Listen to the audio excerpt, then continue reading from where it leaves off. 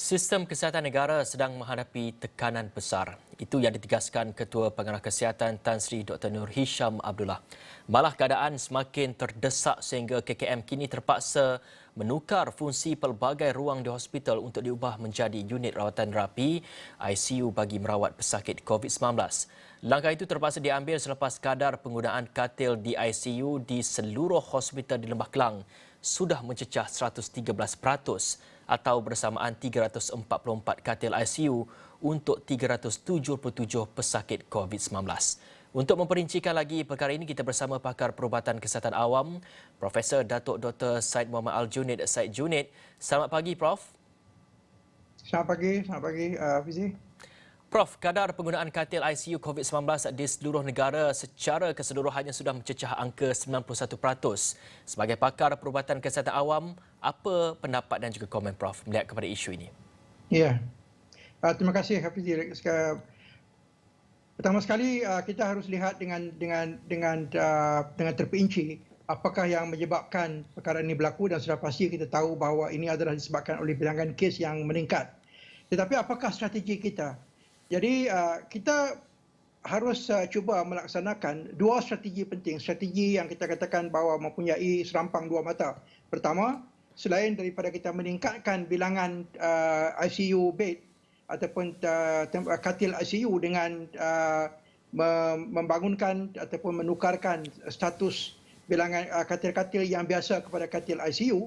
Tapi yang kedua juga kita harus meningkatkan apa yang kita katakan sebagai tahap kecekapan ataupun efisiensi daripada katil-katil yang yang sedia ada dan yang akan dibangunkan. Kedua-dua ini harus jalan serentak.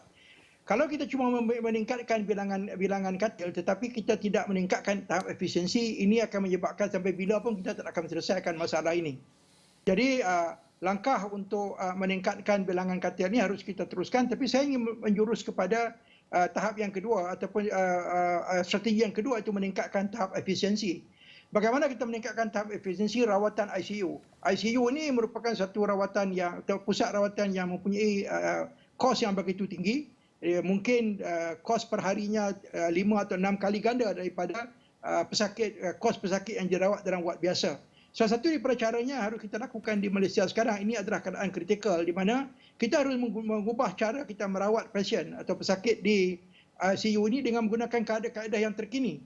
Satu cadangan saya adalah Kementerian Kesihatan dan juga hospital-hospital yang terlibat dengan memberikan perkhidmatan ICU ini dengan aktif mula melaksanakan teknologi baru yang bukan baru, sebenarnya telah pun dilaksanakan di negara lain, iaitu melaksanakan apa yang kita sebut sebagai clinical pathway.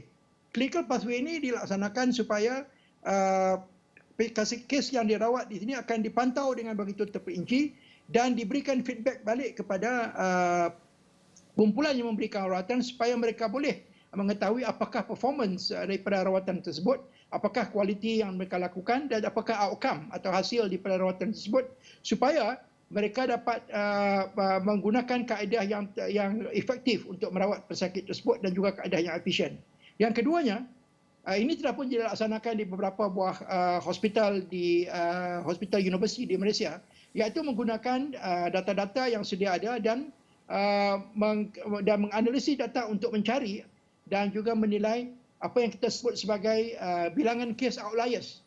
Ini dapat dilakukan kalau kita dapat mengurangkan bilangan kes. Apa itu kes outliers? Ini adalah kes yang tinggal terlalu lama tetapi outcome-nya mungkin tidak seberapa dibandingkan dengan kes-kes yang lain. Outliers analysis atau analisis outliers ini harus kita lakukan. Tetapi untuk melakukan kedua-dua ini kita mesti ada data. Dan ini kita lihat bahawa negara seperti Indonesia dan juga Thailand sudah pun melaksanakan satu sistem yang kita sebut sebagai sistem case mix. Ini belum dilaksanakan secara optimum di hospital-hospital di Malaysia. Yang ada sekarang ya dilakukan dengan cara aktif adalah di UKM dan juga di UMMC. UPM, Hospital UPM juga sedang melaksanakan sistem ini. Data-data ini sebenarnya dapat kita gunakan bagi memantau tahap efisiensi dan juga keberkesanan rawatan yang dilakukan di ICU, dan ini dapat digunakan. Jadi itu yang kedua. Yang ketiga, untuk meningkatkan efisiensi ini haruslah kita menggunakan teknologi baru yang lebih tinggi, yang lebih baik, seperti teknologi IT yang sedia ada. Clinical support system yang biasa dilaksanakan oleh negara-negara maju boleh kita laksanakan dengan segera bagi membantu mendapatkan data-data yang baik. Jadi kedua-dua strategi ini harus kita lakukan serentak. Kalau kita cuma meningkatkan bilangan katil tanpa meningkatkan tahap efisiensi di peringkat rawatan pasien pesakit di ICU, mungkin tidak akan menghasilkan output yang positif dalam jangka yang masa yang panjang. Dan harus kita ingat juga bahawa rawatan ICU ini adalah rawatan yang multidisipliner. Bermakna seorang doktor perlu bekerja dengan rakan-rakan dari bidang kepakaran yang lain untuk merawat seorang pesakit. Dan multidisciplinary team ini boleh kita kuatkan kalau kita melaksanakan clinical pathway. Ini merupakan kaedah-kaedah yang harus kita lakukan pada masa sekarang dengan keadaan yang kritikal ini, supaya apa yang kita dapat hasilkan adalah sesuatu yang berkesan dan juga sesuatu yang efisien. Prof, bagaimana pula dengan penggunaan hospital swasta? Kita tahu ada beberapa kes antaranya separa kecemasan akan dirujuk kepada hospital swasta bagi mengurangkan beban merawat COVID-19 ini. Adakah perkhidmatan hospital swasta ini juga perlu dipertingkatkan? Ya, ini merupakan satu daripada langkah untuk meningkatkan bilangan katil untuk ICU dan harus kita tingkatkan. Tetapi apa yang berlaku sekarang adalah kalaupun kita mempunyai memulakan inisiatif ini, harus ada kaedah untuk memberikan insentif kepada pihak swasta, hospital swasta ini supaya terlibat dalam memberikan ataupun membangunkan atau memberikan perkhidmatan ICU. Jadi mesti ada kaedah yang baik. Kalau kita tidak mempunyai kaedah untuk memberikan insentif kepada mereka, maka mungkin mereka tidak berminat untuk memberikan membangunkan bilangan ICU yang banyak yang diperlukan pada masa sekarang. Ini harus dilakukan secara aktif dan harus dipikirkan bagaimana kita melakukan outsourcing ini dengan kos yang berpatutan supaya tidak membebankan masyarakat kita, tidak membebankan negara, kerana kos ICU adalah tinggi pada masa yang sama, menyebabkan atau memberikan peluang kepada hospital-hospital swasta ini untuk terlibat dan membangunkan bilangan tempat tidur atau katil untuk ICU ini.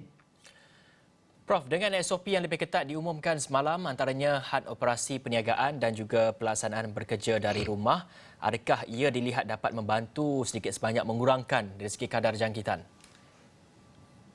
Ya, kalau kita lihat cuma dengan menghadkan bilangan jam untuk mereka datang ke pusat-pusat pusat-pusat pembelian dan sebagainya, ini mungkin tidak akan mempunyai kesan yang besar, kerana apa yang berlaku, mereka akan datang berpusu-pusu di dalam waktu yang pendek dan malahan ini boleh mungkin memburukkan lagi keadaan, akan berlaku overcrowding. Misalnya kalau dipendekkan waktunya sehingga pukul 8 malam. Jadi mereka akan datang sebelum pukul 8 malam. Jadi ini akan, kalau bilangannya itu tidak dikawal, maka mereka akan berpusu-pusu datang dan ini tidak akan memberikan kesan yang begitu besar dalam mengurangkan kadar kejangkitan COVID-19.